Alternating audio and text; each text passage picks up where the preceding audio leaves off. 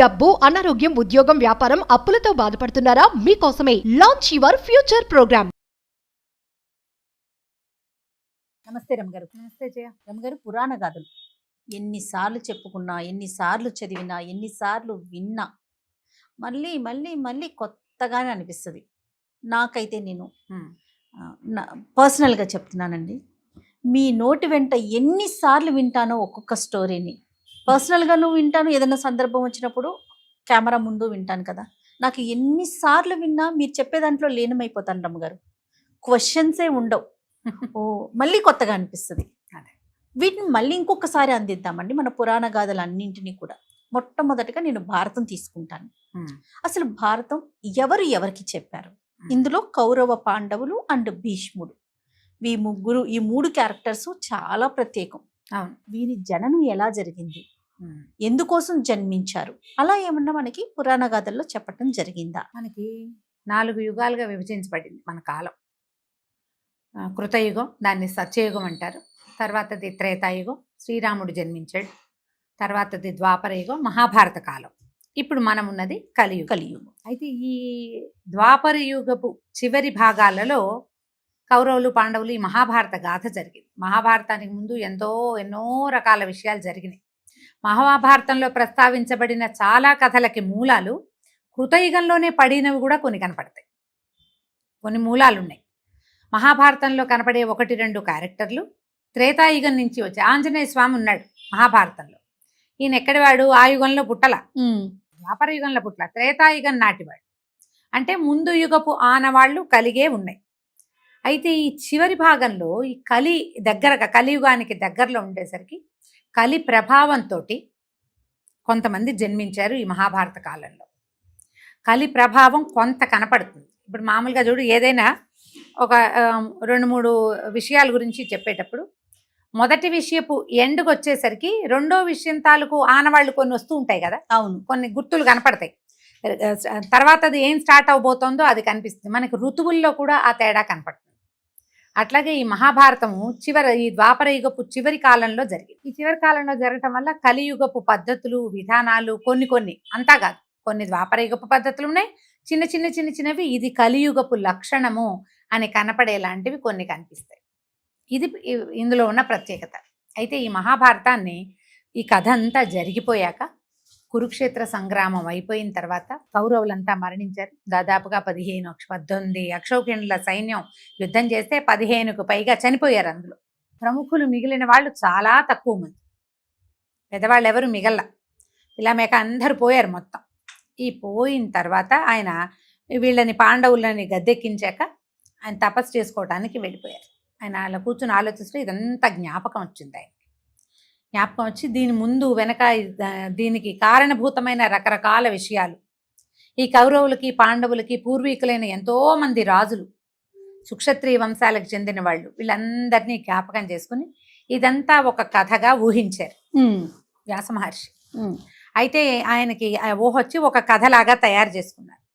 అయితే బ్రహ్మదేవుడి ఆజ్ఞతోటి వినాయకుడిని లేఖకుడుగా పెట్టుకుని వ్యాస మహర్షే ఈ మహాభారతాన్ని రచించారు. ఇది మనకి కనపడుతున్న దానికంటే ఇంకా చాలా పెద్దది. మనకు కనపడేది అంటే భూమి మీద ప్రచారంలో ఉన్నది 1,00,000 శ్లోకాలు కలిగి 18 పర్వాలు కలిగిన మహాభారతాన్ని మనం చూస్తాం. అవునండి. అయితే ఇంకా పెద్దది ఇది. మానవుల మేధస్సు ఇంటేనని మనకి ఇవే అందించారు, ఈ 1,00,000 శ్లోకాలు. ఈ మహాభారతాన్ని నారదుడు దేవలోకంలోను, దేవలుడని ఆయన పితృలోకంలోనూ ప్రచారంలోకి తీసుకొచ్చారు. వీళ్ళంతా అక్కడ చెప్పారనమాట. అయితే ఈ మహాభారతపు చివరి ఘట్టాలలో, అంటే మన యుద్ధం అయిపోయి ఈయన భారతం అది రాసేసిన తర్వాత పరీక్షణ్ మహారాజు ఆయన చనిపోవటము, తర్వాత ఆయన కుమారుడైన జనమేజయుడు రాజ్యానికి రావటం, అతడు సర్పయాగం చేశాడు. మనం సర్పయాగం కథలు చెప్పుకున్నాం కదా. అవునండి, 4 ఎపిసోడ్లలో సర్పయాగం కథలు ఉన్నాయి మన దగ్గర. ఎవరైనా ఆసక్తి కలిగిన వాళ్ళు ఉంటే సర్పయాగం కథలు తీసుకుని చూడొచ్చు, వినొచ్చు. ఓకే. అయితే ఈ సర్పయాగం ఆగిపోయింది, చివరిలో ఆగిపోయింది. ఈ సర్పయాగం ఆగిపోయిన తర్వాత ఏం చేశారు, ఇక అది ఆగినా ఈ వచ్చిన వాళ్ళందరూ ఋత్వికులు చాలా మంది వచ్చారు. యాగం చూడడానికి వచ్చిన వాళ్ళందరికీ జనమేజయుడు విస్తారంగా దానాలు, ధర్మాలు చేశారు. ఆ సమయానికి వ్యాస మహర్షి కూడా అక్కడికి వచ్చారు తన శిష్యులతో సహా. అప్పుడు జనమేజయుడు ఆయన అడిగాడనమాట, మహర్షి అసలు ఇది ఎట్లా జరిగింది? కౌరవులు పాండవులు అన్నదమ్ములు కదా, ఎందుకు ఈ సంగ్రామం జరగాల్సి వచ్చింది, తర్వాత మా తండ్రి ఒంటరివాడు ఎందుకు అయ్యాడు, ఇదంతా ఎలా జరిగింది అని అడిగితే అప్పుడు వ్యాస మహర్షి తన శిష్యుడైన వైశంపాయనుడికి చెప్పారు, మహాభారతాన్ని జనమేజయుడికి చెప్పు అని. మొట్టమొదట జనసామాన్యంలో మహాభారతాన్ని చెప్పినవాడు వైశంపాయనుడు. ఆయన వైశంపాయనుడే మనము విష్ణు సహస్రనామాల్లో వైశంపాయన ఉవాచ అంటాం వింటాం. కదా. ఆ వైశంపాయనుడే ఈయన వ్యాస మహర్షి యొక్క శిష్యుడు. అయితే ఆయన జనమేజయుడికి సాంగంగా మహాభారతాన్ని చెప్పారు. ఎవరెవరు ఎక్కడెక్కడ ఎప్పుడెప్పుడు ఎలా పుట్టారు, దీనికి పూర్వగాథలు ఏమిటి, తర్వాత గాథలు ఏమిటి అనేది. ఈ మనం చెప్పుకునే దానికంటే ముందు కూడా చాలా కథలు జరిగినాయి, చాలా కథలు చెప్పబడ్డాయి. అవి ఎవరు చెప్పారు? మన రోమహర్షణుడు అనే పేరున్నటువంటి ఒక ఆయన. ఈయన ఏంటంటే చాలా అద్భుతంగా కథలు చెప్పేవారు. ఆయన యొక్క కుమారుడు సౌతి అని కూడా చెప్తారు, సూతుని కుమారుడు సౌతి. ఆయన ఈ మన నైమిషారణ్యానికి వచ్చి మహర్షులందరికీ ఈ కథలన్నీ చెప్తూ ఈ వైశంపాయనుడు మహాభారతాన్ని జనమేజయుడికి చెప్పాడు అని సౌతి చెప్పాడు అనమాట. ఓహో, ఇలా బయటకు వచ్చింది. ఈ కథల్లో మనకి నువ్వు అడిగినట్టు భీష్ముడు ఎట్లా పుట్టాడు, తర్వాత కౌరవ పాండవులు ఎట్లా పుట్టారంటే వీళ్ళందరూ కూడా దేవతల అంశావతారాలుగా జన్మించారు. ఎందుకంటే అప్పటికే భూభారం బాగా పెరిగిపోయింది, రాక్షసులు తగ్గిపోయారు. రాక్షసులు తగ్గి మానవ సంతతే పెరిగింది. రాక్షసులు రాముడి వారి కాలంలోనే ఎక్కువ భాగాన్ని ఆయనే చంపేశాడు. జనస్థానంలో 14,000 మందిని చంపాడు, కరదూషణాదులను చంపేశాడు, మారీచు సుబాహుల్ని చంపాడు, తాటకిని ఆయనే వధించాడు, విరాధుడు కబంధుడు వాళ్ళందరినీ ఆయనే సంహరించారు. అక్కడి నుంచి యుద్ధం చేసినప్పుడు ఈ లంకా నగరంలో ఉన్న ఎన్నో కోట్ల మంది రాక్షసుల్ని ఆయనే సంహరించాడు. భూమి మీద రాక్షస సంతతి చాలా తగ్గిపోయి ఈ తర్వాత ఈ ద్వాపర యుగం వచ్చేసరికల్లా మానవులుగానే జన్మించారు వాళ్ళల్లో కొంతమంది. ఈ జన్మించిన వాళ్ళు ఎవరు? కృతయుగంలో శాపం పొంది విష్ణుద్వేషులుగా జన్మించిన విష్ణు భక్తులైన జయ విజయులు కృతయుగంలో హిరణ్యాక్ష హిరణ్యకశిపులుగా పుడితే, మన త్రేతాయుగంలో రావణ కుంభకర్ణులుగా పుట్టి వాళ్లే మానవ రూపంలో శిశుపాల దంతవక్తులుగా ఈ సమయంలో పుట్టారు ద్వాపర యుగంలో. ఇప్పుడు రాక్షసులే మనుషులుగా పుట్టేశారు. మరి మిగిలిన రాక్షసులకి ఇంకా భూమి మీద మమత తీరని ఎంతో మంది రాక్షసులు, చాలా మంది, వాళ్ళందరూ తమ తమ అంశలతోటి జన్మించారు. దేవతలు కూడా తమ అంశలతోటి జన్మించారు. వాళ్ళని చంపటానికి వీళ్ళు, లేదా భగవంతుడు వీళ్ళందరినీ సంహరింప చేస్తాడు లేదా సంహరిస్తాడు ఆయనకి సహాయం చేయటానికి. ఇలాంటి ఐడియాలజీతో బ్రహ్మదేవుడి ఆజ్ఞ చొప్పున భగవంతుడి ఆజ్ఞతోటే ఎంతో మంది దేవతాంశలతోటి రాక్షసాంశలతోటి జన్మించారు. మన మహాభారతపు కాలంలోనే శ్రీకృష్ణ పరమాత్మ జననం. ద్వాపర యుగంలో కృష్ణుడు జన్మించాడు. ఎప్పుడు ధర్మరాజు వాళ్ళు పుట్టిన తర్వాత కృష్ణుడు పుట్టాడు. మళ్ళీ వీళ్ళు ఎవరెవరో కాకుండా ధర్మరాజాదులకి స్వంత మేనమామ కుమారుడుగా జన్మించాడు కృష్ణుడు. ఈయన తన చిన్నతనంలో కొన్ని 100 మంది రాక్షసుల్ని సంహరించాడు. పుట్టిన దగ్గర నుంచి అదే పని మీద ఉన్నాడు, రాక్షసులందరినీ సంహరించాడు. తర్వాత కలి ప్రభావంతో జన్మించిన వాళ్ళని, ఈ కలియుగపు ఆనవాళ్లు కలిగి ఉన్న వాళ్ళని, కొంత రాక్షసాంశలు కలిగిన వాళ్ళని, లేదా రాక్షస సంతతిగా జన్మించిన వాళ్ళని, వీళ్ళందరినీ ఆయన తను స్వయంగా చంపకుండా పాండవులతోటి చంపించాడు. ఇదే మొత్తం మహాభారత గాథ. ముందంతా తను చంపగలిగినంత మందిని చంపాడు. తర్వాత తను పక్క నుండి ఒక్కొక్క చోట ఎక్కడెక్కడ ఈ వధ జరగవలసి ఉందో భీముడు హిడింబాసురుణ్ణి సంహరించాడు. తెలుసు కథలో. బకాసురుణ్ణి సంహరించాడు. రాక్షస సంహారం చేసిన వాళ్ళలో భీముడు కూడా ఉన్నాడు. ఇలా ప్రత్యేకమైన వాళ్ళతోటి కొంత సంహారం జరిపించారు. ఇట్లా భూమి మీద పుట్టిన వాళ్ళందరినీ సంహరిస్తూ కలి ప్రభావానికి లోనైన వాళ్ళని, కలి వల్ల పుట్టిన వాళ్ళని కూడా కొంతమందిని అట్లా సంహరించుకుంటూ వచ్చారు. చివరికి ఏమైంది?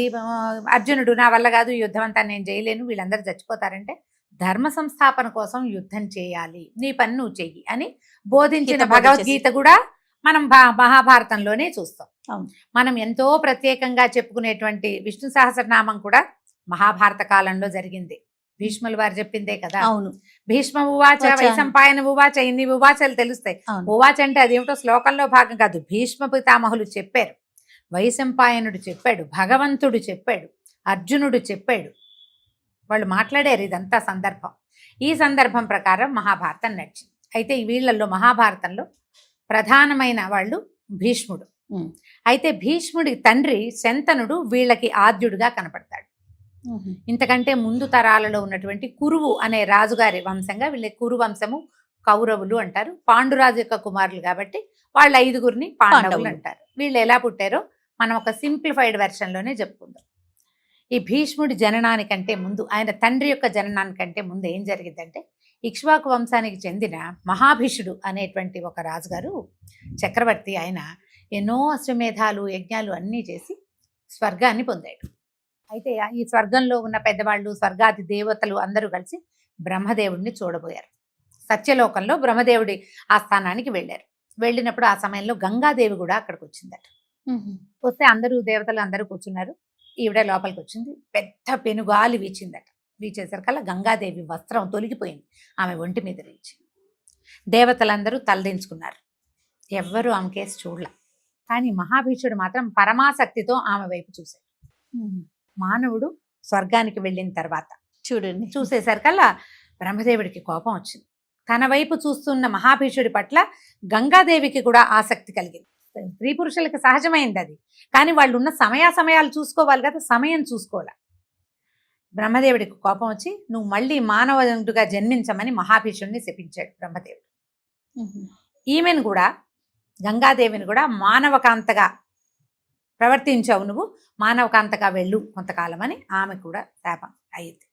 అయితే ఈ మానవకాంత గట్టిగా అనల, కానీ ఆమె మానవకాంతగా జన్మించవలసిన అవసరమే, ఆమెకు మహాభీషుడు కావాలి. సరే, మహాభీషుడు పరిపరి విధాలుగా బ్రహ్మదేవుడిని ప్రార్థించి, నన్నెవరో ఒకళ్ళ దగ్గర జన్మించేలాగా చెయ్యొద్దు, భూలోకంలో కురువంశానికి చెందిన ప్రతీపుడు అనే అద్భుతమైన రాజు ఉన్నాడు, అతని కడుపున అతని గర్భవాసాన్ని జన్మించేలాగా వరం ఇవ్వమని కోరుకుని ఆ వరాన్ని పొందాడు. మహాభీషుడు ప్రతీపుడికి జన్మించబోతాడు. అయితే ఈ గంగాదేవి అతని మీద వ్యామోహంతో ఆలోచించుకుంటూ వెళ్తుంటే ఆమెకి దీనవదనాలతో అష్టవసువులు అని 8 మంది వసువులు కూడా దేవతలు, వీళ్ళు 8 మంది అన్నదమ్ములు. వాళ్ళు ఎదురుపడి చాలా ఇదిగా ఉన్నారు. అప్పుడు వాళ్ళు ఏమని చెప్పారంటే, అమ్మ, మా వశిష్ఠుని శాపం వల్ల మేము భూలోకంలో జన్మించడానికి పోతున్నాం. ఈ భూలోక జననం అంటే పుట్టి మరణించాలి, బతికాలగా కొంతకాలం. ఈ మానవ జీవితాలు మా వల్ల కాదు. నువ్వు ఎలాగూ భూలోకంలో జన్మిస్తావు, మహాభీషుడు ప్రదీపుడి గర్భాన జన్మిస్తాడు, నువ్వు అతన్ని వివాహం చేసుకో, మేము 8 మంది నీ గర్భాన పుడతాం. ఓహో, మమ్మల్ని పుట్టగానే గంగలో పడేసి చంపేసి, మేము పుట్టిన శాపము తీరిపోతుంది, మా దారిని మేము మా వసులోకాలకి చేరిపోతామని బతిమలాడారు. ఆ మంది, అయ్యో మరి నాకు దీర్ఘాయుష్మంతుడు బలశాలి అయిన కుమారుడు కావాలనుంది, ఎలాగూ నేను మానవ జన్మెత్తితే నాకు అట్లాంటి అద్భుతమైన కుమారుడు కావాలి అనేసరికల్లా వీళ్ళేమన్నారు, అయితే ఒక పని చెయ్యి, మాలో చివరివాడైన ప్రభాసుడు, నిజానికి పెద్ద శాపం అతనిది, అసలు వశిష్ఠుడికి కోపం తెప్పించిన వాడు అతడు, కాబట్టి అతన్ని నువ్వు అట్టి పెట్టుకో, ఆఖరి వాడిని నువ్వు ఉంచుకోమ్మా, మమ్మల్ని మాత్రం పుట్టగానే చంపేసి జన్మిస్తాం. మానవ గర్భంలో అంటే గర్భవాసంలో 9 నెలలు మాతృగర్భవాసం చేయాలి, 10వ నెలలో పుట్టాక ఆకాశం చూస్తే మానవుడు జన్మెత్తినట్టే, తీసుకుపోయి గంగలో పడేస్తే మరణించి మా లోకాలకి మేము వెళ్ళిపోతామని అడిగారు. ఆమె ఒప్పుకున్న తర్వాత ఈ ప్రతీపుడికి కుమారుడుగా శంతనుడు పేరుతోటి మహాభీషుడు జన్మించాడు. ఈ ప్రతీప మహారాజు ఒకసారి, ఆయన చాలా గొప్ప రాజు, ఏం చేశాడట, గంగా తీరంలో కూర్చున్నాడు. అయితే ఈ గంగాదేవి మానవ స్త్రీ రూపంలో వచ్చి ఆయన కుడితోడ మీద కూర్చుందట.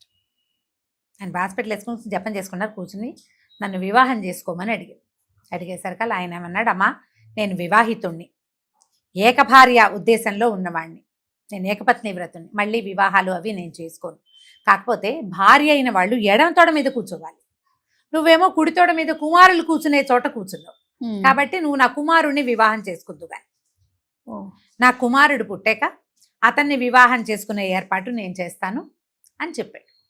గంగాదేవి వెళ్ళిపోయింది. కొంతకాలానికి ఈ మహాభీషుడు ప్రతీపుడు అనే మహారాజు గారికి పుట్టాడు. ఆ పుట్టిన కుమారుడికి శంతనుడు అని పేరు పెట్టారు, తెలిసిందే కదా.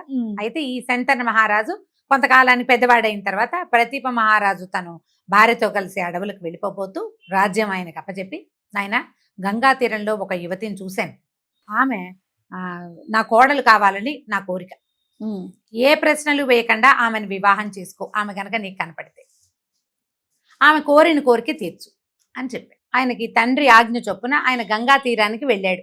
వెళ్తే గంగా తీరంలో ఆయన పరమాద్భుత సౌందర్యవతి అయిన ఒక స్త్రీని చూశాడు. అయితే తండ్రి చెప్పారు కదా, ఒక ఆమె యువతి కనపడుతుంది, ఆమెను వివాహం చేసుకోమని. ఆమె వచ్చి నన్ను వివాహం చేసుకోమని అడిగింది. అడిగేసరికల్లా ఈయనే ఉత్సాహపడ్డాడు ఆమెను చూసేసరికల్లా. ఆమె అంత మహాద్భుత సౌందర్యవతి. ఇప్పుడు నీకు సురనది, గంగానది, ఆ గంగానది సౌందర్యం చెప్పనలవు కానీ అందం కదా. అయితే అడిగేసరికల్లా ఆవిడేమంది, నేనేం చేసినా నువ్వు నన్నేమనకూడదు, నా ఇష్టారాజ్యంగా ఉంచుతాను అంటేనే వివాహం ఉంటాను నీతో, నన్ను ప్రశ్న అడిగితే వెళ్ళిపోతా, ప్రశ్నలు మాత్రం అడగకూడదు. సరేనన్నాడు. తండ్రి ఏం చెప్పాడు, ఆమె కోరిక తీర్చు అని చెప్పాడు. ఈమె సౌందర్యమేమో మనమోహకంగా ఉంది, ఆవిడ కూడా ఏవో కొన్ని షరతులు కనపడుతున్నాయి. సరే వెంటనే ఆమెను తీసుకొచ్చుకుని వివాహం చేసుకున్నాడు. ఆమె గంగ అని తెలుసు ఆయనకి. ఇద్దరు ఎంతో కాలం సంతోషంగా ఉన్నారు. ఆమె గర్భవతి అయింది. ఈ రాజ్యానికి ఉత్తరాధికారులు నిజానికి ఆనాటికి లేరు.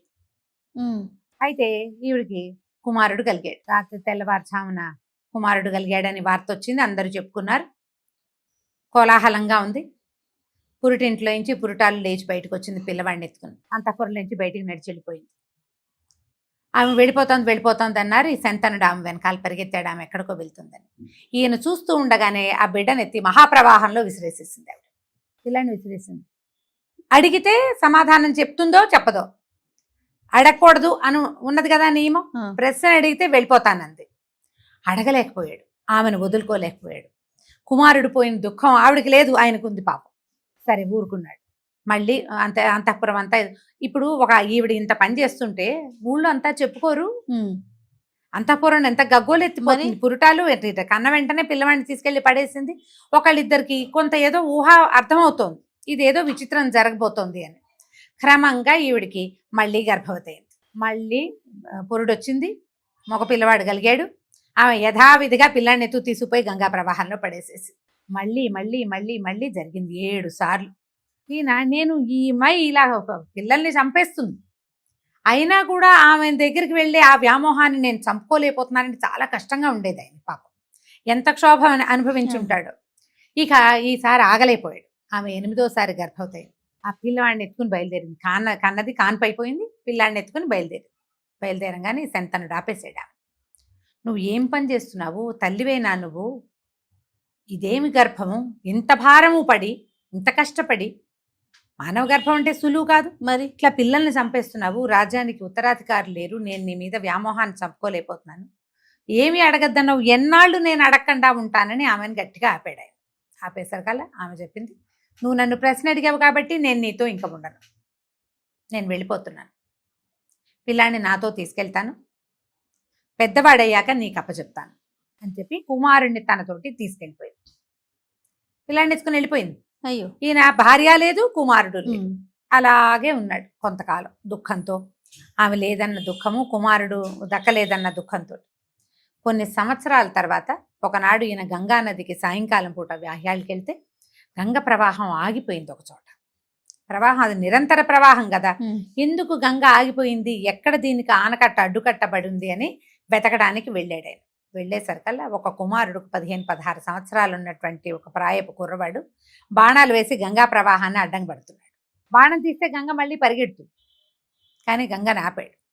ఆ అబ్బాయిని చూసేసరికల్లా ఈయనకి పుత్రవాత్సల్యం వచ్చేసి చాలా సంతోషం వచ్చింది.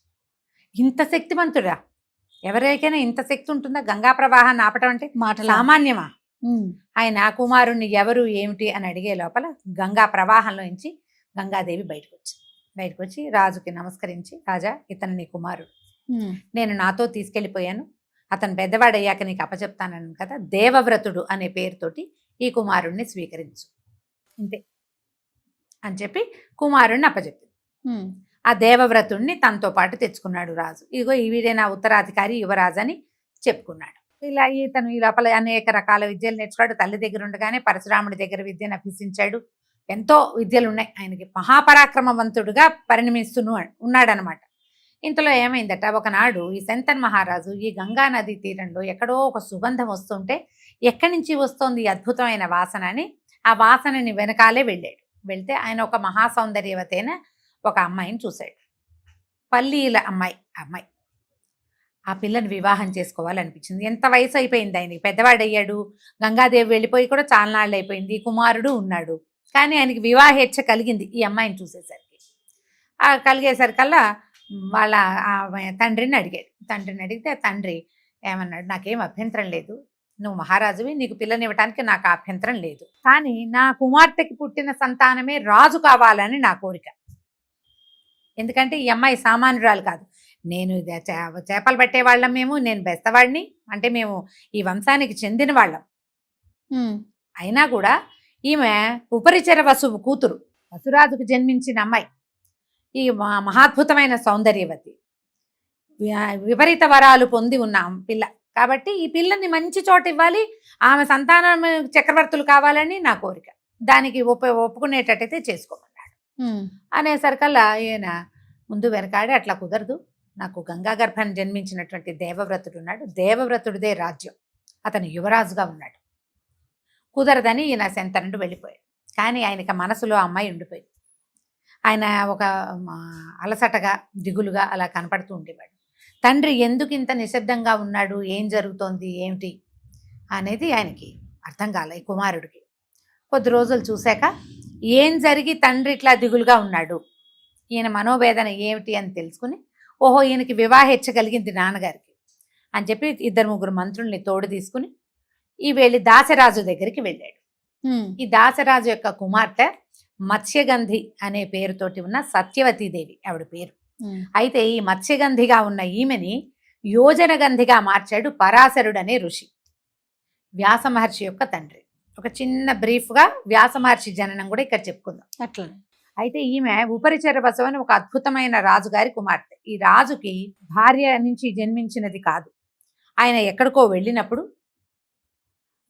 ఒక ఆయనకి భార్య సంగమేచ్ఛ కలిగితే వీర్యపతనం జరిగితే ఆ వీర్యాన్ని ఒక ఆకు దొన్నెలో కట్టి ఒక పక్షికి ఇచ్చి తన భార్యకి ఇవ్వమని చెప్పాడు.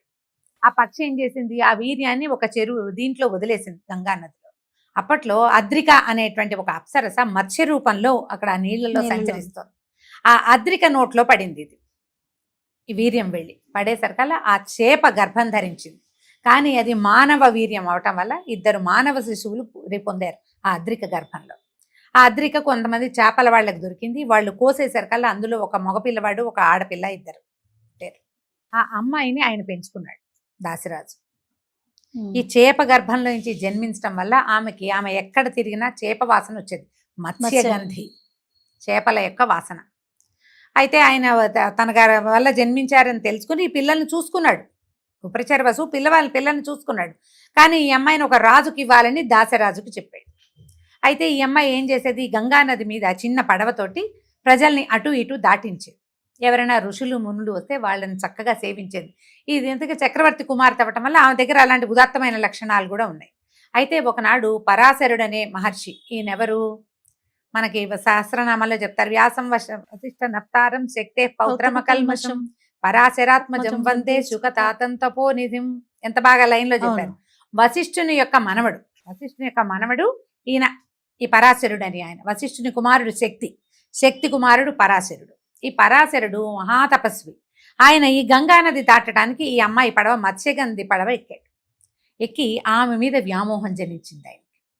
తనతోటి గడపమని అడిగేసరికల్లా ఆమె భయపడి, నేను కన్యని, నా తండ్రి అనుమతి లేకుండా నేను ఇతరులతోటి ఈ రకంగా వెళ్ళకూడదు, అంటే నీ కన్యాత్వానికి భంగం లేకుండా నేను చేస్తానన్నాడు ఆయన. ఇక్కడంతా ఇంత వెలుగుగా ఉంది, పట్టపగలు ఈ గంగానది మీద సంగమం నిషేధం అంటే కాదు, నేను దీన్ని చీకటిమయం చేస్తానని ఒక కృష్ణద్వీపం తమ చుట్టూతా ఒక నల్లటి ద్వీపాన్ని తన మంత్రశక్తితో తపోశక్తితోటి పరాశరుడే సృష్టించాడు. ఆ పరాశరుని వల్ల ఈ మత్స్యగంధికి ఒక కుమారుడు కలిగాడు, ఆయనే వ్యాస మహర్షి.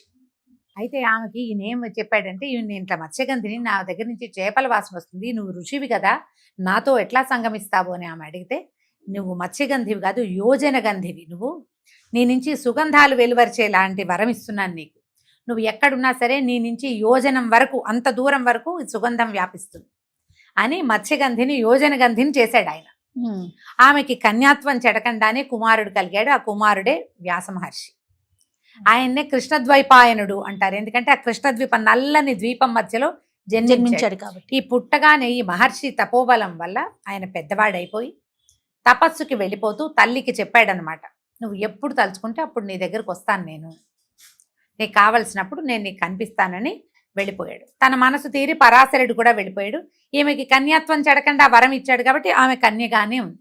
ఋషుల వరాలు అమోఘ వచస్కులు వాళ్ళు. అయితే ఈ ఈ కథనంలో ఇప్పుడు పరిస్థితి ఇది. ఈ సత్యవతిని వివాహం చేసుకోవాలనుంది శంతన్ మహారాజు. ఆమె కన్యగా ఉన్నట్టు.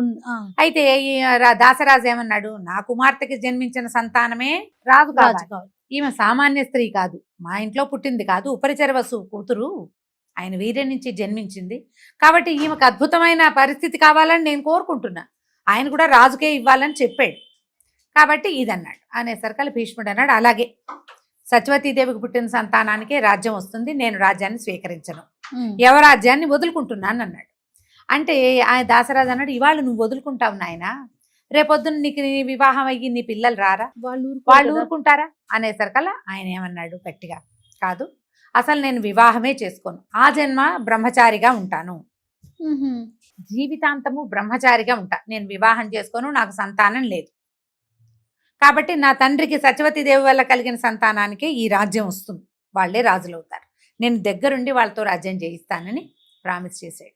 అప్పుడు ఆయన చేసిన ఈ ప్రతిజ్ఞ వల్ల భీష్మ ప్రతిజ్ఞ, భీషణమైన ప్రతిజ్ఞ, ఈ ఒక కుర్రవాడు, రాజు కావలసిన వాడు, వివాహయోగ్యమైన వయసులో ఉన్నవాడు, తన తండ్రి యొక్క సంక్షేమాన్ని, ఆయన యొక్క సంతోషాన్ని కోరుకుని తన జీవితాన్ని త్యాగం చేసిన ఈ ప్రతిజ్ఞ ప్రపంచంలో ఎవరూ చేయలే, అట్లా ప్రత్యేకమైనది.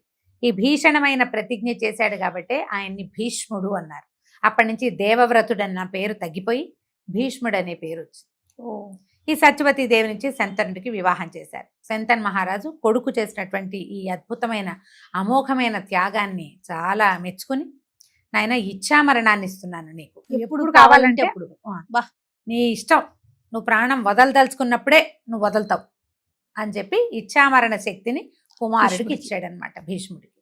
తర్వాత వివాహం చేసుకున్నారు. ఆయనకి 2 కుమారులు పుట్టారు శంతనుడికి, విచిత్రవీర్యుడు, చిత్రాంగదుడు, విచిత్రవీర్యుడు, 2 అబ్బాయిలు.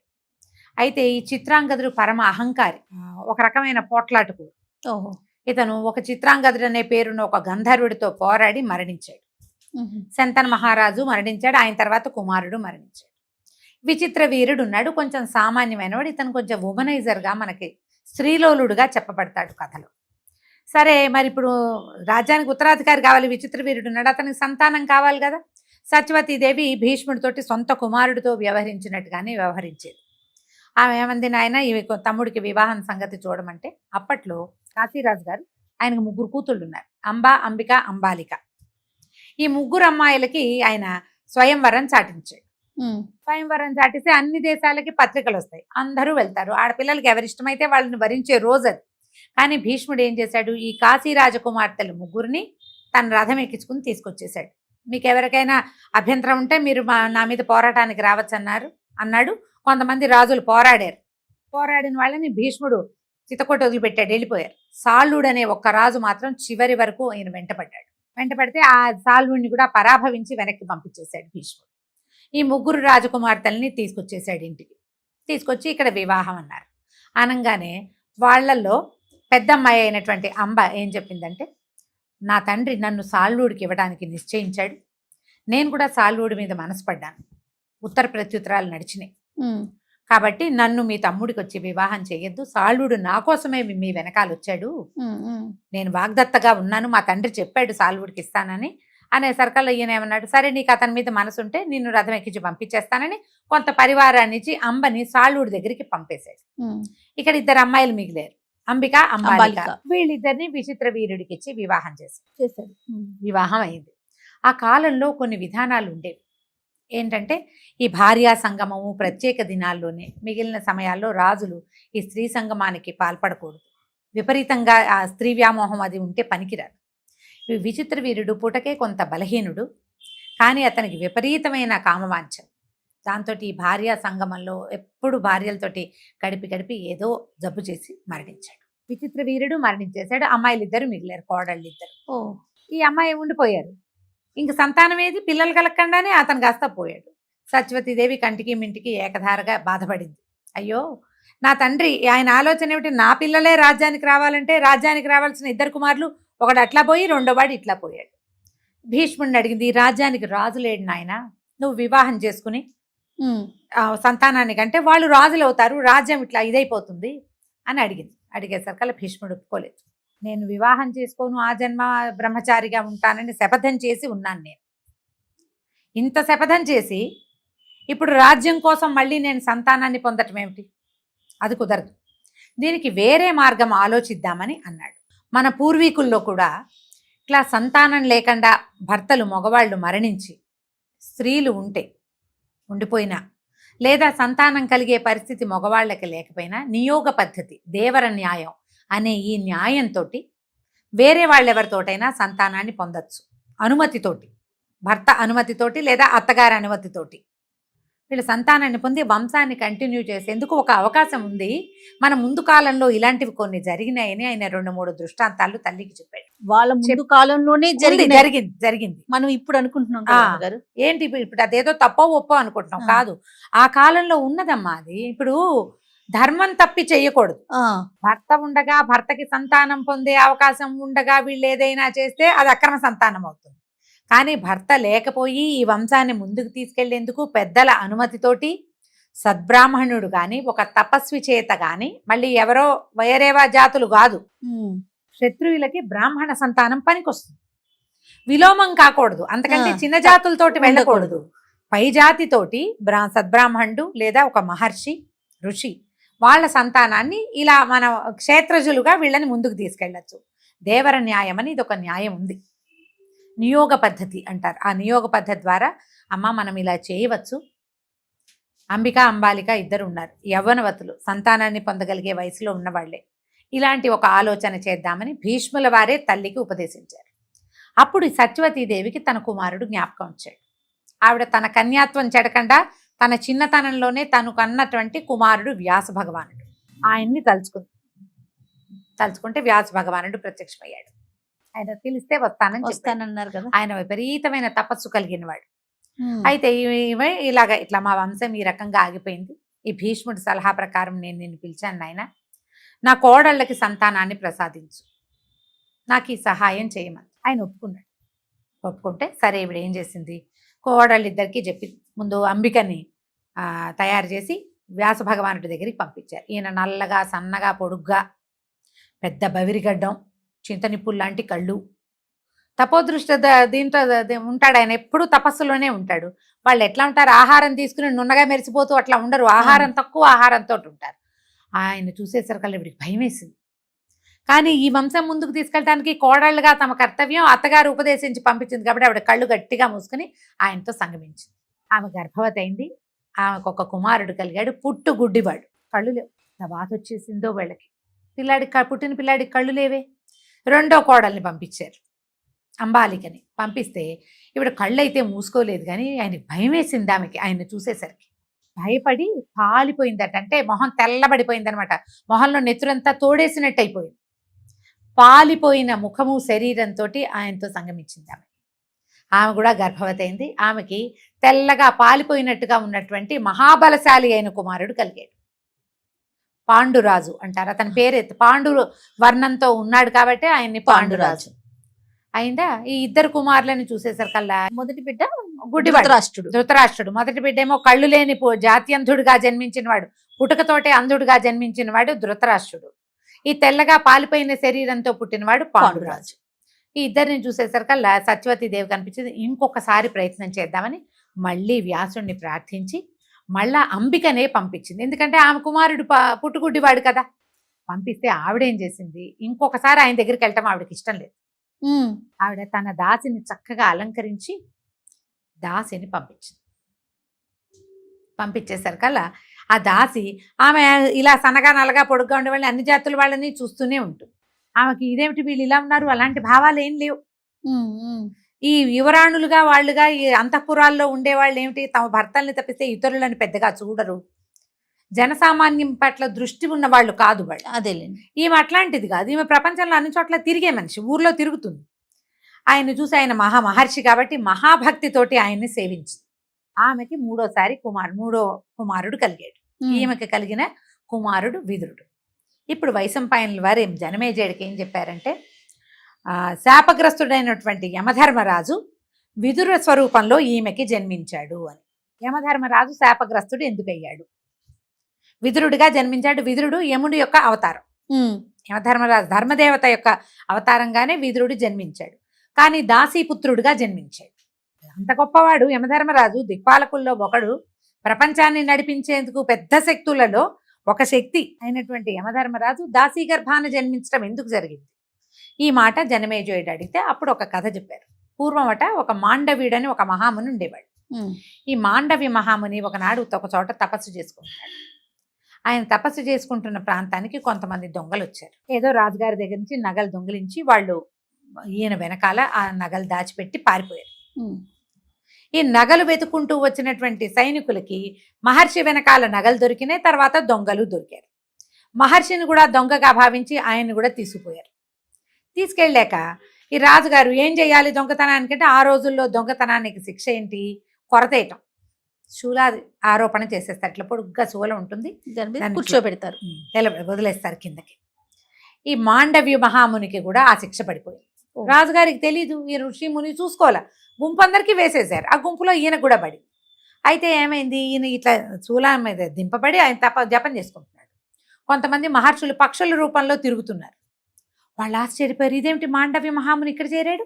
అయ్యా మీరు ఎందుకండి ఇలా అయ్యారు, ఇక్కడ ఎందుకున్నారండి, మీకు ఈ శిక్ష ఎందుకు పడింది అంటే ఆయన అన్నాడు, రాజు పొరపాటున వేసేసాడు ఈ శిక్ష అనగానే ఆ పక్షులు మహర్షి రూపాలు ధరించి రాజు దగ్గరికి వెళ్ళి, మాండవ్య మహాముని శిక్షను అనుభవిస్తున్నాడు, నువ్వు చేసిన పొరపాటు, ఆయన ఇట్లా ఉండిపోయాడంటే వీళ్ళు పరిగెత్తుకుంటూ వెళ్ళారు. వెళ్ళి ఆ శూలాన్ని దింపేశారు.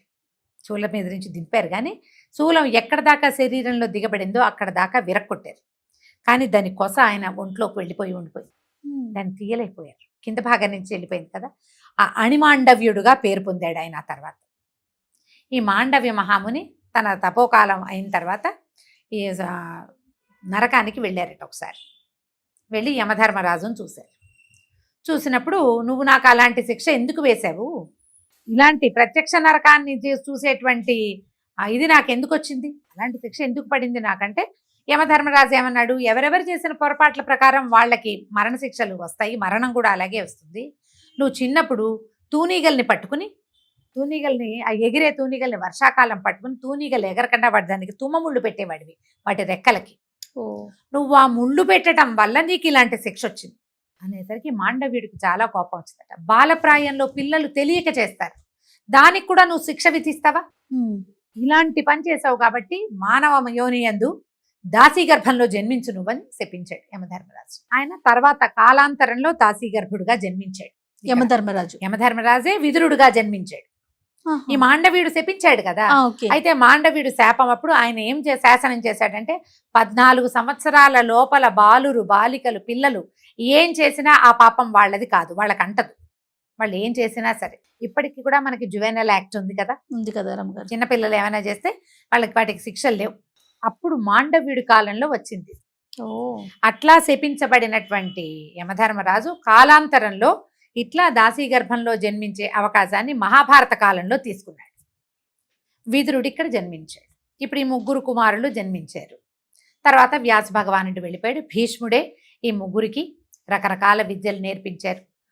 మన దుర్యోధను ధృతరాష్ట్రుడికేమో గదాయుద్ధం అవి నేర్పించారు. మహాబలశాలి అతను, కళ్ళు లేవు ఆయన, కానీ బలం తక్కువ లేదు. మల్లయుద్ధ విశారదుడు, మల్లయుద్ధం చేయగలిగేవాడు. అక్కడి నుంచి పాండురాజు అస్త్రశస్త్ర విశారదుడు, యువరాజుల్ని చేశారు. 3వ అతనికి ఏం చేశారు, దాసీపుత్రుడైనా తమ నియోగంతో జన్మించాడు కాబట్టి వీళ్ళిద్దరితో పాటే ఆ పిల్లవాడిని కూడా పెంచుకున్నారు. ఆయన విడిగా చేయల. యమధర్మరాజు అంటే వీళ్ళతో పాటే 3 పిల్లల్ని సమానంగా పెంచారు. ఆయనకి ధర్మశాస్త్రాలన్నీ నేర్పించారు. సహజంగా ఆయనకి లోపల ఉన్నది అదే కదా. సో వీళ్ళు 3 కలిసే పెరిగారు. ఈ కలిసి పెరిగిన క్రమంలో ఏం చేశారు, ఈ భీష్ముల వారు పిల్లలు కొంచెం పెద్దవాళ్ళు అయ్యాక యవరాజు పట్టాభిషేకం చేశారు, విదురుణ్ణి మంత్రిని చేశారు. ఈ పాండురాజు ఇది చేసి, అంటే దిగ్విజయం చేసి చుట్టుపక్కల రాజ్యాలన్నింటినీ జయించుకొచ్చాడు, రాజ్యాన్ని విస్తరించాడు. బలశాలి అతను, పైగా అస్త్రశస్త్ర విశారదుడుగా అలా ఉన్నాడు. అయితే వీళ్ళు కుమారులు కొంచెం పెద్దవాళ్ళు అయ్యాక వీళ్ళకి వివాహాలు సంకల్పించి గాంధార రాజు అయినటువంటి సుబలుని యొక్క కుమార్తె గాంధారిని ధృతరాష్ట్రుడికి ఇచ్చి వివాహం నిశ్చయించారు. సుబలుడు సంతోషంగా ఒప్పుకున్నాడు. కానీ చుట్టాలంతా వ్యతిరేకించారు. జాత్యంతుడు అతనికిచ్చి వివాహం చేయటం ఏమిటి అంటే, గాంధారీదేవి ఒప్పుకోలేదు. తండ్రి మాట ఇచ్చాడు కాబట్టి నేను వివాహమే చేసుకుని తీరుతాను, ఆయన చూడలేడు కాబట్టి నేను కూడా చూడను అని చెప్పి వివాహం అవగానే ఆవిడ కళ్ళకు గంతలు కట్టేసుకుని సొంత పిల్లల్ని కూడా చూడలేదట ఆవిడ. పాతివ్రత్యం ఆ రకంగా అవలంబించింది. తండ్రి వాగ్దత్తగా ఉన్న నాయన దాన్ని నన్ను ఇచ్చి చెప్పాడు పిల్లనిస్తానని, కాబట్టి వివాహమే. అయితే మహాభారతంలో ఒక చోట ప్రత్యేకంగా చెప్పబడతారు ఈవిడికి ఇంకా సోదరి చాలా మంది చెల్లెళ్ళు ఉన్నారని, వాళ్ళందరినీ కూడా ఈయనే ధృతరాష్ట్రుడే వివాహం చేసుకున్నాడు అని. వీరు కాకుండా ఇంకా ఎందరో కన్యకల్ని తెచ్చి ధృతరాష్ట్రుడికి వివాహం చేశారట భీష్ముల వారు. ఇది ఒక ప్రత్యేక గాథ. ఈ గాంధారిని వివాహం అయిన తర్వాత పాండురాజుకి వివాహం కోసం ఆ కాలంలో కుంతిభోజుడు అని ఒక రాజుగారు ఉండేవారు. కుంతిభోజుడికి సంతానం లేదు. ఆయన తన బావమరిది అంటే మేనత్త కుమారుడి దగ్గర నుంచి ఆయనకి పుట్టినటువంటి సంతానంలో చాలా మంది 4-5 ఆడపిల్లలు మగపిల్లలు ఉంటే వాళ్ళల్లో పెద్దదైనటువంటి పృథ అనే అమ్మాయిని తెచ్చి పెంచుకున్నాడు. పృథ తన మేనమావ గారింట్లో పెరిగింది. కుంతిభోజుడి ఇంట్లో పెరగటం వల్ల ఆమెని కుంతి అని పిలిచేవాడు. ఈ పృథ చక్కగా చాలా బుద్ధిమంతురాలు. ఈవిడెవరు? వసుదేవుడి చెల్లెలు, అపచెల్లెలు, అక్కయ్య చెల్లెలు, సోదరి, వసుదేవుని సోదరి. ఈ వసుదేవుని సోదరి మండలిలో ఇంకా చాలా మంది ఉన్నారు. ఒక ఆవిడేమో శిశుపాలుడి తల్లి. శిశుపాలుడి తల్లి కూడా వసుదేవుడికి సొంత సోదరి. ఈ పిల్లని పెంచుకుంటుంటే ఈ పృథ వాళ్ళ ఇంటికి కుంతిభోజుడింటికి ఎందరో మహర్షులు ఋషులు వీళ్ళంతా వచ్చేవాళ్ళట. ఈ వచ్చిన ఋషుల్లో దూర్వాసుడు అనే మహాముని ఒక ఆయన పరమకోపిష్టి. ఆయన సేవకి ఈ పృథ అమిత నిదానస్తురాలు సహనశీలి అయిన పృథని నియోగించారు. పృథ ఆయన్ని విశేషంగా సేవించింది. ఆయన అక్కడ ఉన్న నాళ్ళు ఎంతో సేవిస్తే ఆయన ఏం చేశాడు, ఒక ప్రత్యేకమైన మంత్రాన్ని పృథకి ఉపదేశించాడు. ఈ మంత్రంతో నువ్వు ఏ దైవాన్ని ఆవాహన చేస్తే, ఎవరిని ఆరాధిస్తే అతడొచ్చి నీకు సంతాన భాగ్యాన్ని ప్రసాదిస్తాడు అని. చిన్నపిల్ల, వివాహిత కాదు. ఆయన మేము మంచి కోరి ఇచ్చాడు. అయితే ఏమైంది, దూర్వాస మహాముని వెళ్ళిపోయాక ఒకనాటి సాయంకాలము ఇది సూర్యాస్తమయ వేళల్లో ఆ సూర్యబింబాన్ని చూసేసరికి ఎంత బాగుంటాడో సాయంకాలపు సూర్యుడు, పరమాద్భుతంగా ఉంటాడు. ఈ పృథకి వరం జ్ఞాపకం వచ్చింది.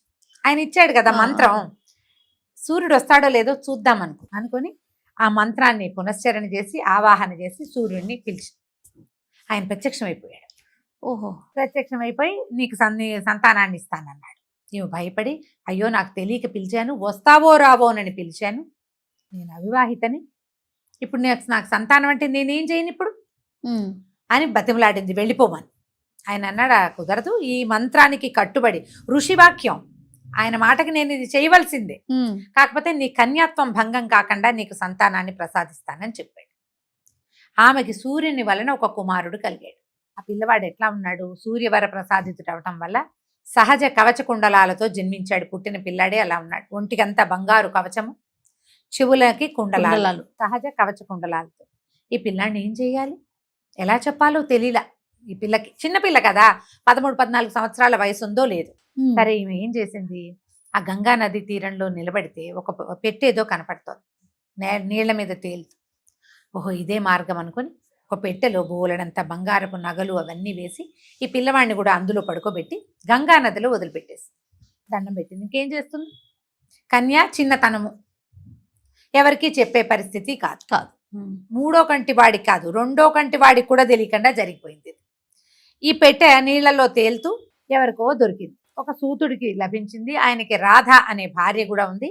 వాళ్ళకి సంతానం లేదు. ఈ బంగారపు పెట్టెలో బంగారంతో లభించినటువంటి పిల్లవాడికి వసుషేణుడు అని పేరు పెట్టి ఆ పిల్లాన్ని వాళ్ళు పెంచుకున్నారు. ఈ పిల్లవాడు అక్కడికి వెళ్ళిపోయాడు. ఈ పృథ చాలా ప్రత్యేకమైన వ్యక్తిత్వం కలిగిందని, పిల్ల చాలా సౌందర్యవతని తెలుసుకున్నటువంటి భీష్ముల వారు ఆ అమ్మాయిని తెచ్చి పాండురాజుకి వివాహం చేశారు. కుంతీదేవిని పెళ్లి చేసుకున్నాడు పాండురాజు.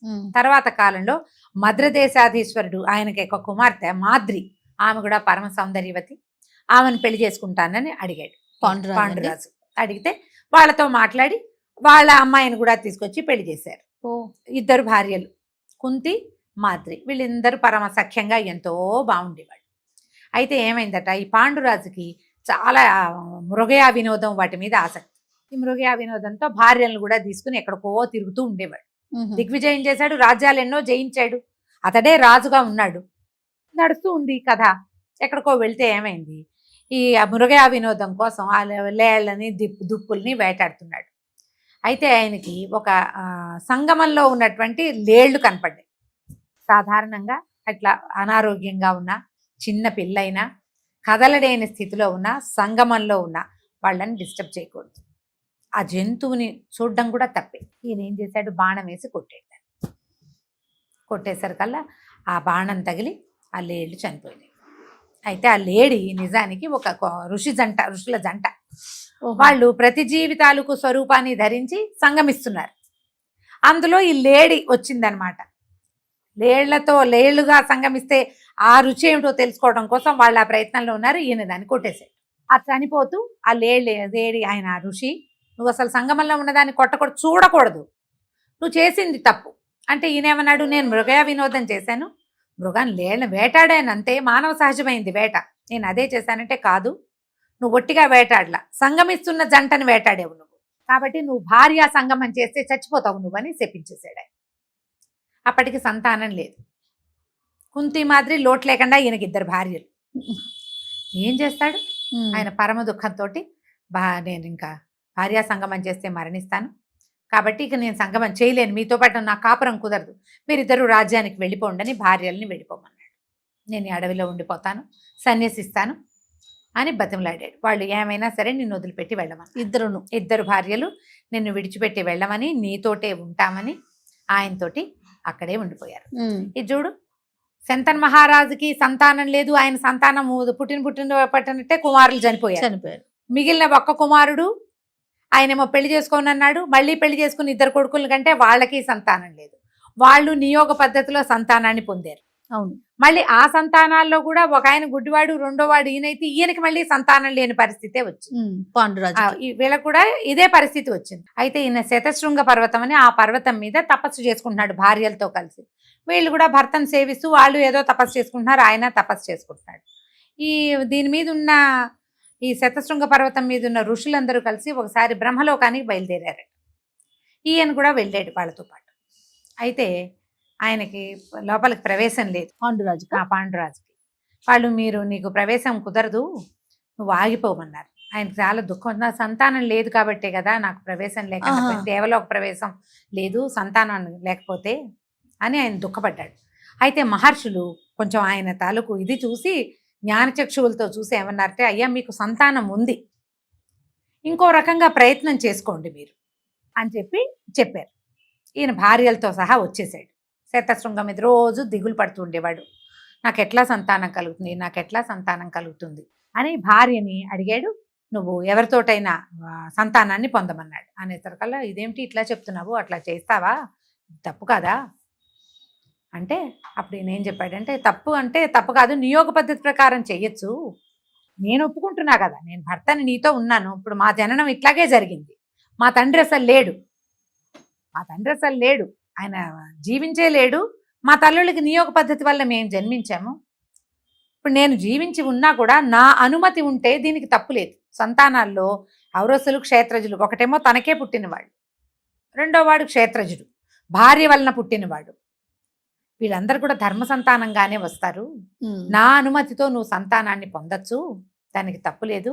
ఇప్పుడు చూడు, నేను స్వర్గానికి వెళ్ళలేను, రేపొద్దున మరణించాక కూడా నాకు సంతానం లేకపోవడంతో నా వల్ల నా పితరులు చెడతారు, వాళ్ళకి పుత్రలోకాలు మంచి లోకాలు రావు, ఉత్తమ గతులు రావు, నాకు రాదు, కానీ ఇప్పుడు నువ్వు గనక సంతానాన్ని పొందితే వాళ్ళ వల్ల నాకు ఈ అవకాశం లభిస్తుంది అని ఆమెను బాగా బతిమలాడితే ఆమె బాగా ఆలోచించుకుని, ఆమె జ్ఞాపకం ఉంది, దూర్వాస మహాముని తనకొక వరం ఇచ్చాడు, భర్తకి చెప్పింది.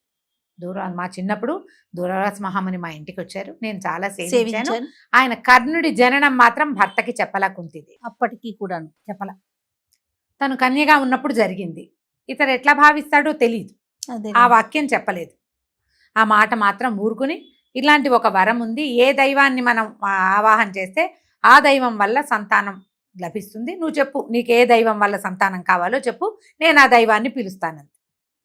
అప్పుడు ఈయన బాగా ఆలోచించుకుని, మనకి ధర్మాత్ముడైన కుమారుడు కావాలి, ఇప్పుడు ఇది కూడా ఏమిటి, ధర్మం కోసమే, మనకు సంతానం ఎందుకు, ఇప్పుడు ధర్మం కోసమే, కాబట్టి ధర్మప్రభువు అయినటువంటి యమధర్మరాజుని పిలువు, ఆయన వల్ల లభించే సంతానము మనకి వాడి వల్ల ఉత్తమ గతులు లభిస్తాయని చెప్పాడు.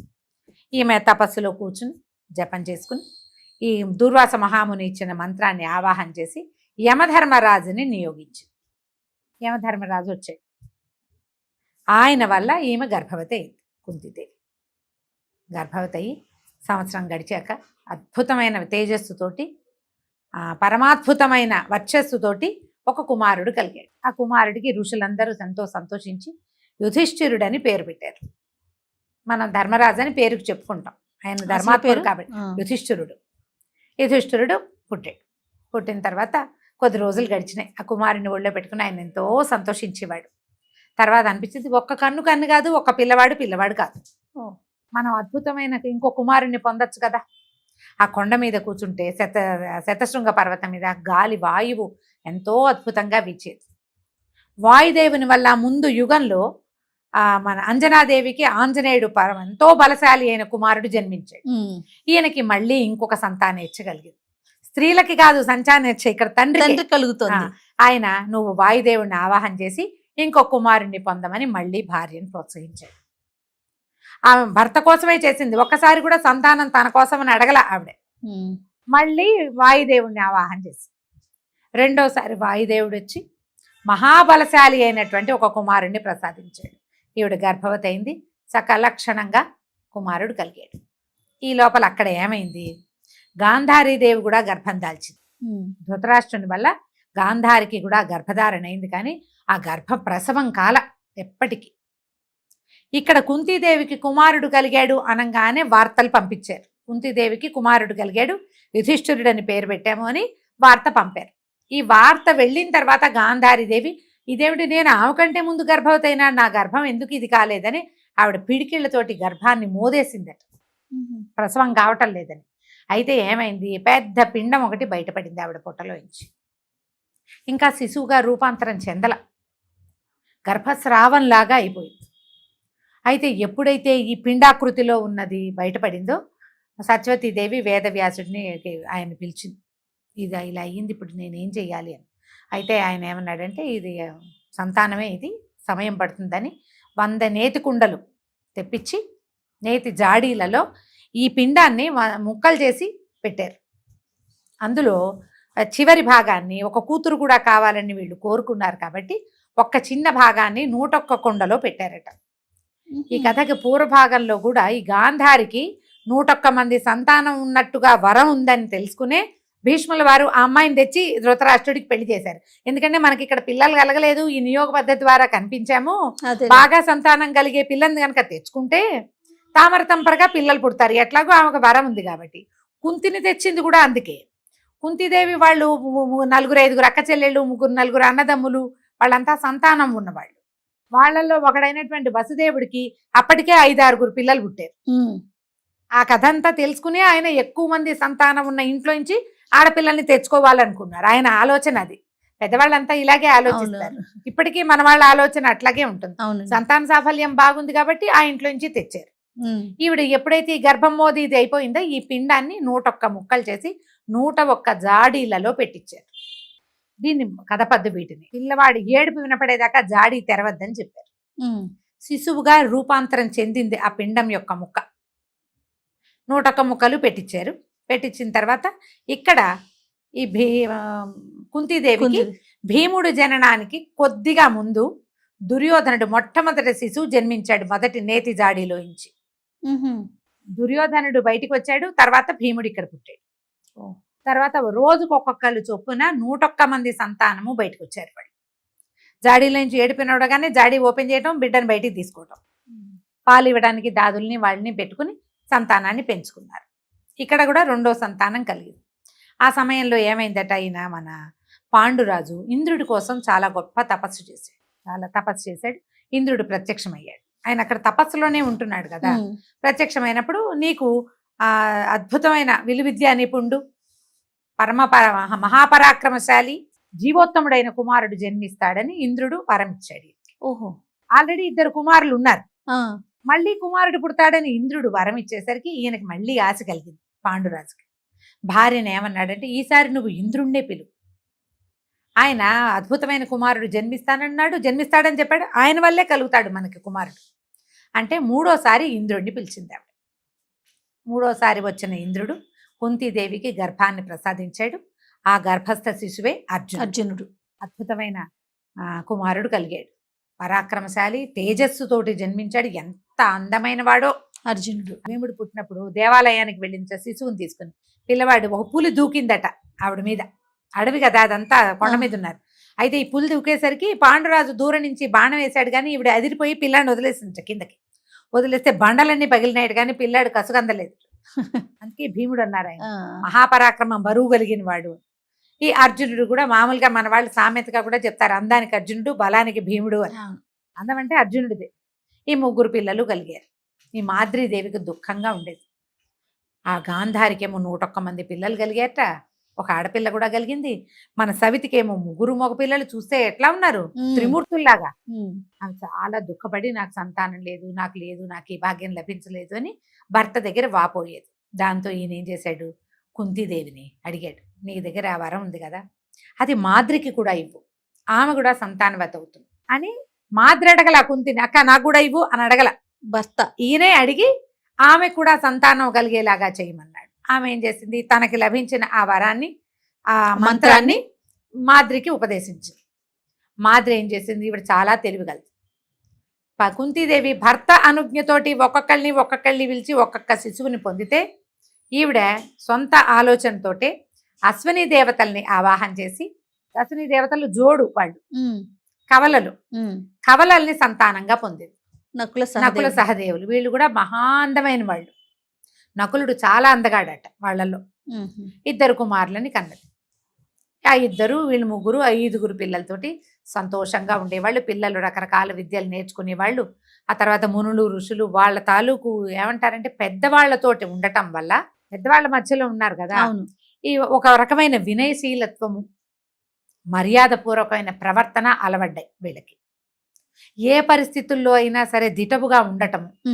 మరి అడవుల్లో కొండల మీద ఉన్నారు, శతశృంగం మీద ఉన్నారు కదా, ఇక్కడే ఉన్నారు.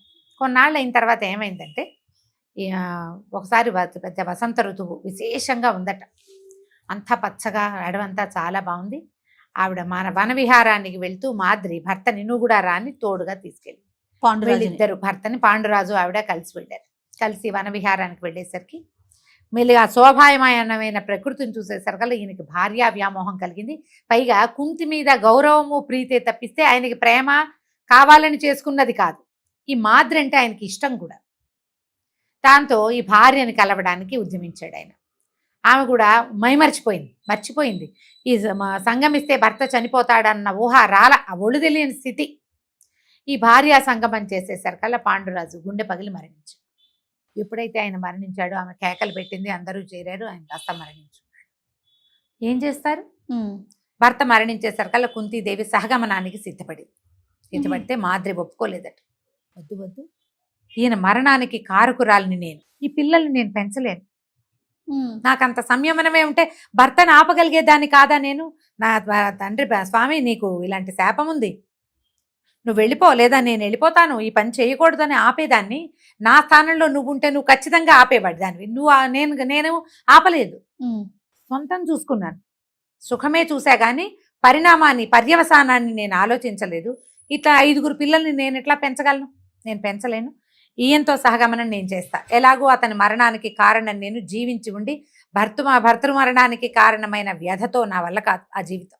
ఈ పిల్లల్ని నువ్వు పెంచు అని చెప్పి ఈ పిల్లల 5 ఆవిడకి అప్పచెప్పేసి మాద్రి సహగమనం చేసి, ఇప్పుడు భర్త లేడు, మాద్రి లేదు, కుంతీదేవి 5 పిల్లలతోటి మిగిలిపోయింది.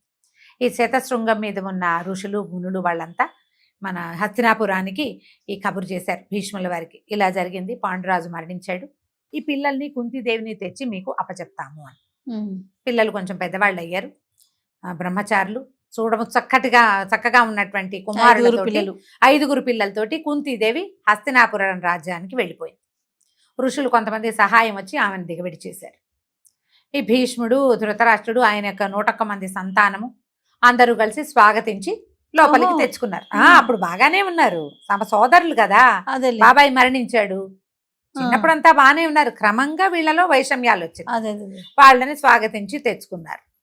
ఈ 5 కుమారులు వీళ్ళు, 100 మంది కుమారులు వాళ్ళు, కుమార్తె, వీళ్ళంతా చక్కగా కుమార్తె పేరేంటి రమ్మగారు? దుశ్శల ఏం పేరండి? దుశ్శల దుశ్శల. ఆ, పెద్ద కుమారుడు దుర్యోధనుడు, దుశ్శాసనుడు, ఇట్లా వరుసగా. అయితే ఈ దుర్యోధనుడు వాళ్ళు పుట్టిన కాలంలోనే మనకి ధృతరాష్ట్ర మహారాజు ఒక వైశ్య స్త్రీతోటి ఉన్నాడట కొంతకాలం. ఆమెకి యుయుత్సుడు అనే కుమారుడు కలిగాడు. యుయుత్సుడు యుయుత్సుడు. ఆ యుయుత్సుడు కూడా మనకి మా భగవద్గీతలో ఆయన సమవేత యుయుత్సవ అనేది వస్తుంది. ఆ యుయుత్సుడు ఉన్నాడు. ఆ యుయుత్సుడు కూడా వీళ్ళతో పాటే తిరిగేవాడు. ఇంకా ఉన్నారు ధృతరాష్ట్ర సంతానం. వీళ్ళే కాకుండా చాలా మంది భార్యల ద్వారా, వీళ్ళు ప్రధాన భార్య యొక్క సంతానం కాబట్టి వీళ్ళు కథలో కౌరవులుగా వీళ్ళు పేరు పొందారు. పాండురాజు యొక్క కుమారులు పాండవులుగా. వాళ్ళు 100, వీళ్ళు 5 అందరూ కలిసి హస్తినాపురంలోనే పెరగటం మొదలుపెట్టారు. ఇది సూక్ష్మంగా స్థూలంగా భీష్మ కౌరవ పాండవుల జనన వృత్తాంతం. ఎంత అద్భుతం రమ్మగారు.